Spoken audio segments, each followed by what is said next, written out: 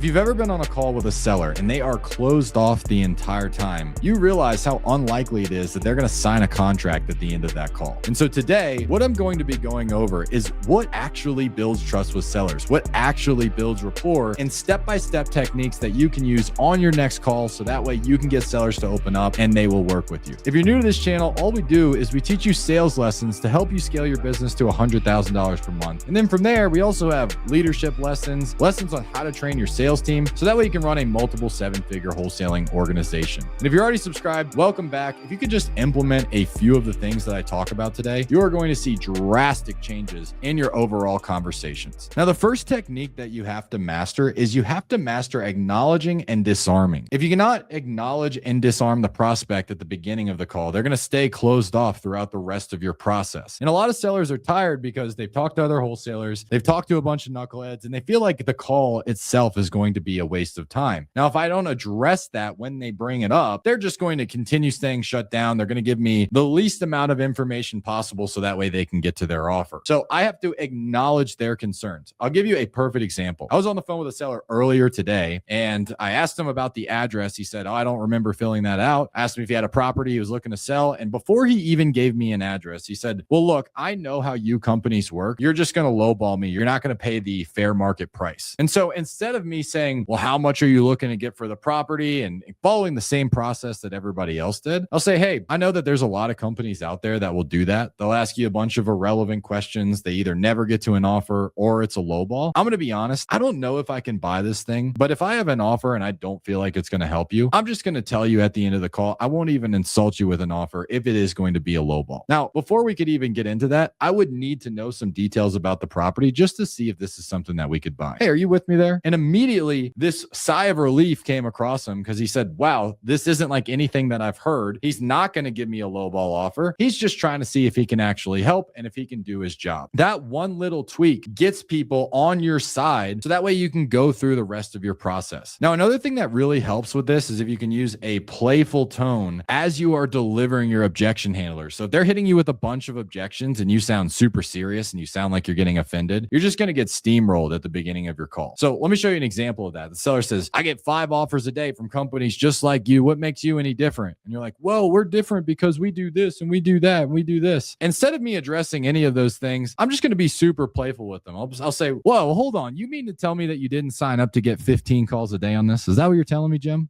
And they go, "Well, no, obviously not." Yeah, you know what? And a lot of the sellers that we've helped in the past have said that exact same thing. They said they fill out tons of forms. Most of them end up being knuckleheads that give them a lowball offer, or they never get to an offer in the first place. Is that kind of what you've been dealing with? Oh my gosh, John, that's exactly what I've been dealing with. So I'm going to acknowledge what their concern is, and then I'm going to disarm it. If they are pushing me for a price at the beginning, I'm going to acknowledge that. I'm not just going to skip through it. I'm going to say, "Oh yeah, we're definitely going to get into the price. That's actually what this call is for." Now, obviously, I would need to know some details about the property. That way we can give you a real offer and we don't waste each other's time. You with me there? And as soon as you do that, you're going to get sellers to lower their guard. That way, when you ask them questions, they actually answer them. So let's talk about the questions that you want to ask them. What you do not want to do is get them to just talk about the property. This is not how you're going to build rapport with the seller. If you're talking about the property, you guys are both on opposite sides of the playing field talking about the home. And yes, we do need information about the home, but it's not going to be what actually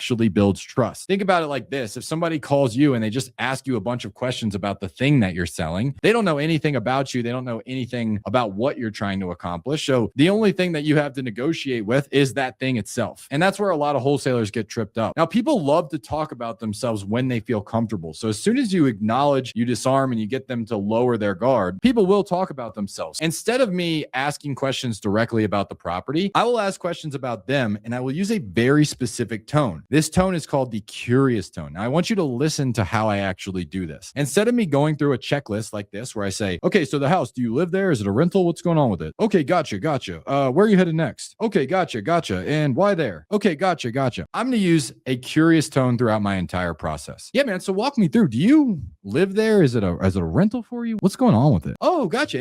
And where are you headed next? What's out in Texas? Really? How long have you been thinking about that? I am curious the entire time. And when people can hear hear the curiosity in your voice, they start to feel warmed up because they're not talking to a robot. They're not talking to a salesperson. And so if I sound monotone, they're going to say, oh, this guy's just asking these questions because he's trying to get some sort of negotiating advantage over him. But if I sound genuinely curious in the prospect, they are going to feel that. And instead of just sounding curious, actually be curious as well. It will go a really long way. Now, not every single question has to be directly tied to the motivation of their property. A lot of times what I'll do is I'll just start asking them more questions about what they said, even if it's not directly tied to their motivation. So if they say, oh, I'm just going out there because my kids just started school. Oh, no way. What school do they go to? What are they studying? I'm just going to start asking them more questions about that, because the more I can get them talking, the more I can get them comfortable. And as I get them talking more, typically I find an actual problem that I can dive into later. Now, let me give you an example of this. The seller that I was mentioning earlier, who came super closed off, you guys are just going to lowball me. This conversation is going to be a waste of time. I was able to disarm him, and I started asking him about the properties. I said, are they a rental for you? What's going on with it? Oh yeah, I own 26 rental properties. No way. You own 26 rental properties. How's that been going for you? Well,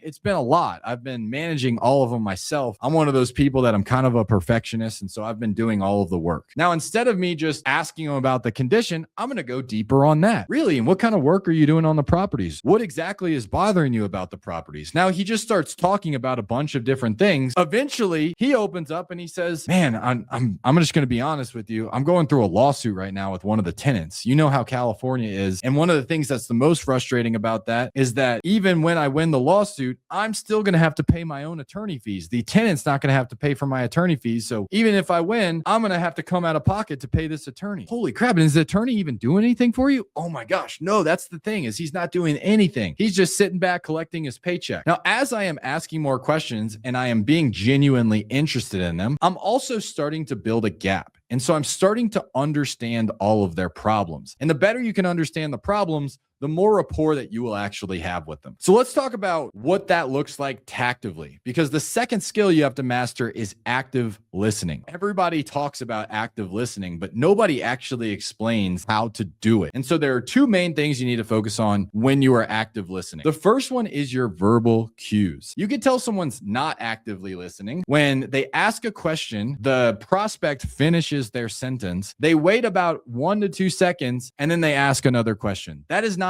active listening. That's passive listening. And so if a seller tells me something like, yeah, you know what? It's just been a lot with the tenants. I'll say, really? What do you mean by that? Well, hold on. In what way? That's a verbal cue. Well, hold on. In what way is that happening? Well, hold on. When you said this, how exactly did you mean? I'm using verbal cues the entire time and just adding things like, really? Hold on. What? Are you kidding me? Oh my gosh. Those are all verbal cues that show that you're actually concerned about the seller. If the seller starts opening up about a problem, I'm in the middle of a lawsuit. Oh my gosh, really?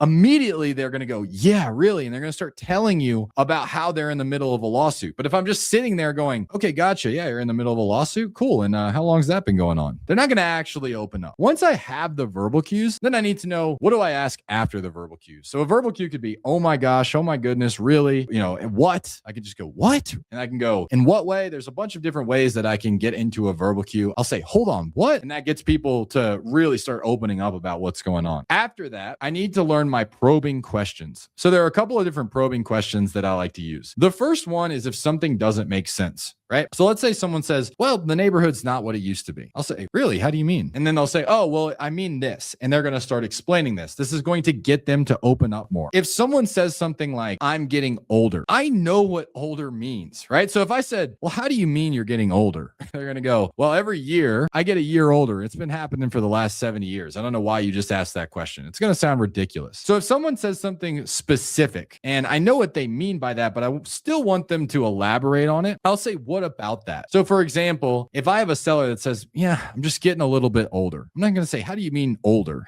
I know what they mean, right? I'm going to say, well, what about your age is causing you to feel like the property's too much though? Well, what about the neighborhood being dangerous is causing you to feel like you want to do this now? That one might be a little bit more obvious. So maybe I wouldn't ask that. What about X is causing you to feel like this? And so when I ask what about, they're going to start explaining more about the thing that they're talking about. I can also use in what way. So if they give me maybe an emotional trigger, let's say that they say, yeah, it's just been really tough on me. Well, it's been tough in what way exactly? Now they're going to say, oh, well, because of this, and that. So in what way is a good question you can ask when you want to clarify on a problem especially an emotional trigger. Now, another question I love to ask is how long that's been going on. So if the seller starts telling me about a problem, I don't want to just assume that that problem is brand new. Think about it like this. If you went to a doctor and you said, Doc, I've got a cough. And he said, well, how long have you had the cough? And you go, I had the last 10 minutes. Okay, probably not really that big of a deal. If you said, Doc, I have a cough, he said, how long has that cough been going on? And you say, well, I've really had it since I was 5 years old. Okay, that's a bigger problem, right? So the longer a problem's been happening, the more stress it's going to put on a seller, which means they're going to be a little bit more motivated. So I always want to ask that question. Yeah, how long has all this been going on? It also tees me up for the next great question to ask is what came up recently that caused you to want to do this now? And all of these questions are great questions to get the seller to open up to you, really understand their problems. So that way, you know which problems to actually solve. Now, once you have all those things, the last part of this process is to become an advisor. Think about when you go to one of your friends and you want advice. What does a good friend do? The first thing they do is they listen to you, right? They understand all of the problems that you're dealing with. And then only once they understand those problems, do they start giving you feedback on how to actually solve them. If you went to your friend and you told them about a problem and they immediately said, well, you should try this without knowing anything about what else you've done, you're going to go, I don't really know how good that advice actually is. And so you want to be able to become an advisor. And the first way to do that is to be able to articulate their problems better than they can. If you can articulate exactly how they're feeling, even better than they could articulate it in the past, you have just won massive rapport with the seller. Now, let me give you an example of that. Let's say that the seller has been in this house for a really long time, and maybe they haven't been thinking about the problems that they're dealing with every single day because people live their day-to-day life. But then you start asking them, well, what's frustrating you about the neighborhood? Well, I guess the biggest thing that's frustrating is I have a ton of memories in this house from my ex-husband, and every time I'm here, I just get this little bit of feeling that I'm uncomfortable. Now, I'm going to clarify and probe on that just like I taught you earlier, so that way I understand exactly what they mean. And then once I understand that, I'm going to articulate that back to them. Man, it sounds like at this point in your life, it's just been really tough on you. And yeah, maybe you don't feel it every single day, but when you do feel it, it's weighing a toll on you and you really need a change. Now, when I articulate that better than they can, they're going to go, oh my gosh, you're right. This person understands me. And this is how trust is formed, right? If I do not understand their problems and I can't articulate what they're feeling, they're going to feel misheard. They're going to feel like they don't actually have a connection with you. And they're just going to go with whoever gives them the highest offer. Now, as part of that, one of the things I also love to do is use we language. And so instead of saying, man, that sucks, or that's got to be hard on you, I'll say things like, gosh, we have to get you out of there. We have to help you get to this next place. Gosh, I'm so excited for you. We got to get you to your grandkids. And so we language shows the seller that you are on the same team as them. They have a property that they want to sell. They have a problem that they want to solve, and you have a solution to that problem. We are in this together to be able to solve that problem. We language gets you on their side. And then when you present your offer at the end of the call, they feel like you've been going to bat for them the entire time. So even if it's lower than what they want, they don't hate you for it. They might just hate the offer. And that's a lot easier to be able to objection handle. The last thing is showing them that you care about them more than you care about closing the deal. And so when sellers say things like, I need to go talk to an attorney, I need to go get multiple offers, I need to go talk to a real estate agent, instead of starting to bash the other companies or start to make them feel bad for going do those things, I'm going to say, hey, look, I don't care whether you work with me, you work with those other companies, or you work with an agent. That's not what the most important thing to me is. The most important thing for me is that we help you with, and then I'm going to repeat back that problem that they were trying to solve. And so nothing that they say, any objection that they give me, nothing offends me. I don't get defensive anytime the seller throws anything at me that's an obstacle for me closing the deal. All I'm going to do is say, hey, I'm completely with you there. That could be the best option for you. And I want to make sure that you're 100% comfortable. If they say, oh, I don't want to read the agreement right now, just call me back later, I need to go send this to my attorney. Hey, 100%, I can give you as much time as you need and you can send it to whoever you want. My entire goal is just to make sure that you're 100% comfortable, because if you're not comfortable, we're not going to do this in the first place. And when the seller can genuinely feel that you are on their side, they are going to be 10 times more likely to work with you because they trust that you're going to get them the result that they're after. Now, I'm going to leave you with one challenge that I want you to implement on your next couple of sales calls. Instead of trying to sound interested. Instead of trying to sound on their side, start framing yourself as being interested and being on their side. And this one tweak will change the way that you are perceiving your sales conversations, and the sellers will feel that you are a lot more authentic. Now, this stuff does take practice. So if you guys want to practice this, we have an advanced group training where we role play this every single day. We do phase breakdowns and we show you live calls of what this actually sounds like. So I drop a link in the description after each one of those videos so you guys can check it out, or you can make sure you like and subscribe for more videos like this every single week. I hope you guys enjoyed it. I'll see you guys on the next one. Bye, everybody.